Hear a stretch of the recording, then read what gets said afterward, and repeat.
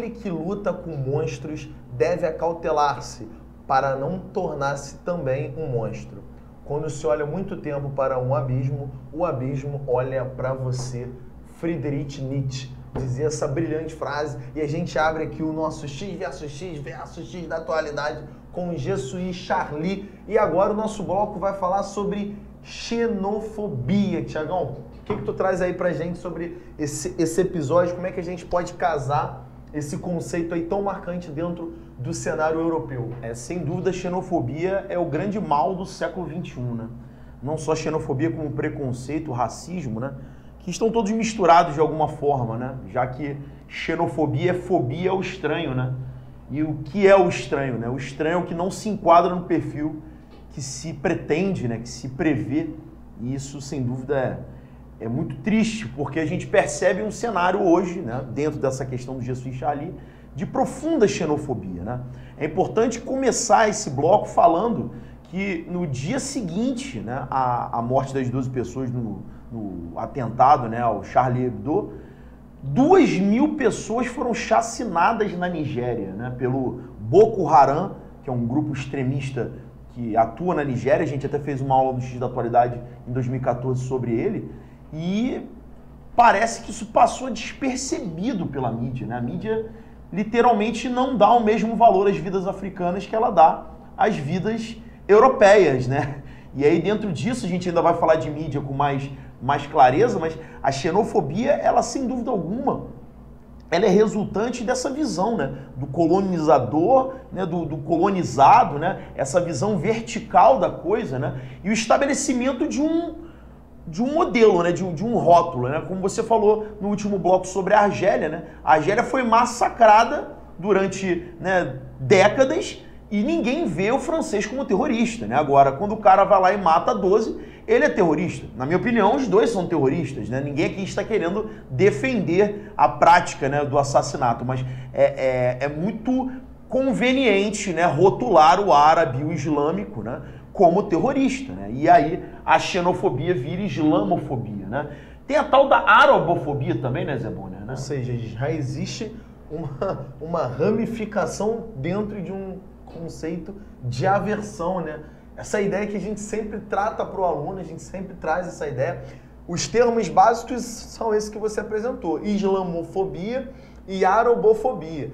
Só que parece que estão pondo árabes e islâmicos dentro de um mesmo saco. Isso é muito complicado. A gente precisa lembrar para o nosso aluno que quando eu falo árabe, eu estou falando de etnia. Sim. Ou seja, o cara, ele é proveniente de uma determinada área da Terra. A gente falou aqui o norte da África e alguns países daquela área, né, da Ásia Menor, ali o Golfo Pérsico, né? Quando a gente fala Oriente Médio, já começa a dar dúvida no aluno. Sim. Então, o árabe é etnia e o islâmico é o cara que segue o Islã. E aí já estamos falando... Que pode não ser árabe, né? Que pode não ser árabe. Eu posso seguir o Islã. Sem dúvida. Né? Ao mesmo ponto que um ateu pode ser árabe. Ou seja, nós precisamos casar isso aí, senão todo mundo é ameaça. E isso é muito... Isso é um viés europeu, né? Essa ideia da generalização para repulsar. Isso é muito bom que o nosso aluno ele saiba a grande diferença. Dentro do Islã, Thiago, nós precisamos também diferenciar para o nosso aluno a ideia do que é ser fundamentalista e do que é ser um simples seguidor dessa religião. Como é que a gente pode passar isso para o nosso aluno? Zé, eu acho que a coisa está ficando complicada porque recentemente, né, até com o Estado Islâmico, né, a gente percebeu jovens franceses, né, se alistando, né, nas frentes desse grupo, né, radical que comete atrocidades, né? E aí você começa a perceber a perseguição ao islamismo de forma mais direta, né? Ou seja, essa religião do mal se apoderou da cabeça de jovens franceses, pobrezinhos, que acabaram sendo levados a praticar o terrorismo. Quando, na verdade, né, o Alcorão, um livro belíssimo, tem passagens filosóficas fantásticas, né? E toda obra religiosa, quando levada ao extremo, né, quando se torna fundamento de governo, fundamento de lei, vira fundamentalista, vira radical, vira extremista. Não é só religião, gente. Qualquer ideia, né? Você pode ser torcedor de um time de futebol e achar que só o seu time que merece, né, ser respeitado. Isso é um fundamentalismo. Se eu tiver uma opinião que eu não consigo aceitar a opinião alheia, é um fundamentalismo. Agora, o caso do fundamentalismo associado ao Islã criou um rótulo, né? A figura do terrorista, a figura do islâmico terrorista.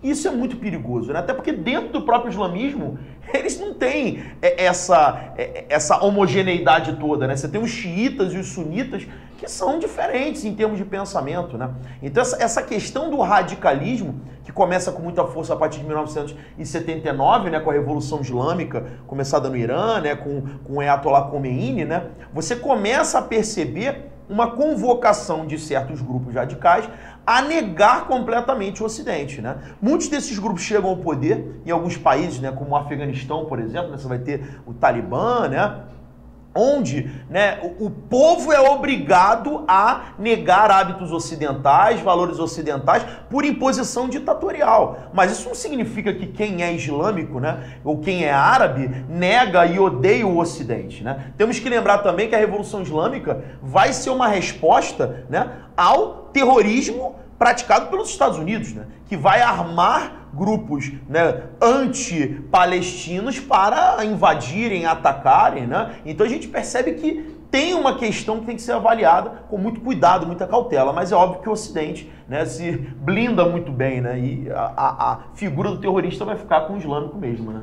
Acho que a gente pode aproveitar aí, você falou uma frase, uma parte brilhante, todas foram, né, mas uma partezinha em especial. Ou seja, os países islâmicos, eles forçaram a população a não aceitar alguns hábitos. Sim. E hoje, Thiago, o que a gente pode levar para o nosso aluno da ideia francesa, né? Já está sendo votado 2 princípios básicos. É isso que é legal que o nosso aluno veja. Em primeiro lugar, a proibição do uso da burca nas escolas. Olha aí, é a mesma coisa, só que estamos do outro lado. E agora, o outro princípio, né, é não permitir que o islâmico faça as suas orações em espaços públicos. Isso é devastador. O que aconteceu, Thiago? É um espelho de Ou seja, a França agora, né, que vem o tempo todo falando sobre a liberdade de expressão, ela apresenta uma intolerância religiosa. Como é que o nosso aluno pode ver essa mudança, essa quebra de paradigma? Zé, isso aí você teve uma percepção excelente, até para amarrar o que a gente está falando, né? Por quê? Quando você pensa, né, nessa imposição, né, de costumes, as xarias islâmicas, por exemplo, que são processos violentíssimos, né, onde se obriga a mulher a usar burcas sem nenhuma transparência, né? Se a mulher tiver uma leve transparência na burca, ela pode ser apedrejada como prostituta, né? Você tem casos gravíssimos, né, de aplicações religiosas. A Europa, que se diz libertária, que se diz, né, favorável, né, à liberdade de expressão, e a França, né, Zé, que foi o berço da liberdade, igualdade, fraternidade, Revolução Francesa, né, que é um movimento inspirador, agora impõe a lei anti-burca, né, que já é uma lei que vinha há um tempo sendo trabalhada na França, isso não é novo, né? Eles aproveitaram esse contexto para usar essa chama, né, que está aí queimando em torno da questão do árabe e do islâmico, né? E agora eles estão levando à tona a votação, né? Mas há um tempo atrás a mulher já vinha sendo, incentivada a não usar a burca, né? Isso era um incentivo, era uma sugestão. Você tinha lideranças feministas na França, alguns sociólogos, dizendo que a burca era uma negação da mulher. Mas espera aí, se a mulher quiser usar a burca, isso é um direito dela, ela quer usar. No momento que alguém impõe a burca, é uma violência. Mas e se ela quer usar o pano, se ela quer usar o turbante, se ela não quer, né, deixar de manifestar a sua cultura? Isso proibi-la de fazer isso é uma violência, né, tão absurda quanto obrigá-la, né? E essa questão que você falou das orações, por exemplo, na Alemanha já se propôs a proibição de palavras em árabe em escolas de ensino fundamental. Ou seja, isso aí há algum tempo atrás. Então, já existem, né, nos bastidores, leis xenófobas, mecanismos que já estão começando a ser, né, costurados. Agora, quando você tem um evento como esse, né, os xenófobos aproveitam para jogar no ventilador, né, Zé, e fazer a coisa acontecer, né? Olha só, Tiagão, e agora? Quem é que está fomentando essa caça e essas proibições às práticas do Islã? Não responde não. Tá gostando? Fica aqui com a gente, nós vamos voltar.